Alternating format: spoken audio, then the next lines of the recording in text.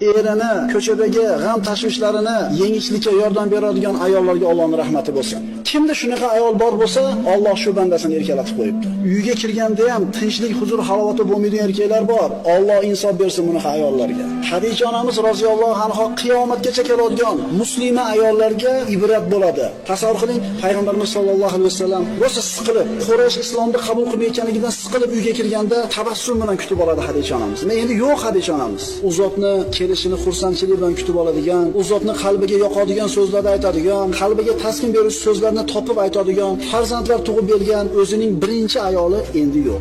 Endi ko'chadan kiradi uyga, ana shu tanish yuzni istaydi, yo'q. Ana shu qulog'iga yoqadigan shirin so'zni aytadigan ovozni istaydi, endi yo'q. Shuning uchun birodarlar, uydagi ayollarimizni qadrini bilaylik. Uydagi ayollarimizni qadriga yetaylik. Chunki hayotdagi katta muammolarimizni, ko'p muammolarimizni yengishlikka mana shu ayollarimiz bizga ko'makchi bo'ladi.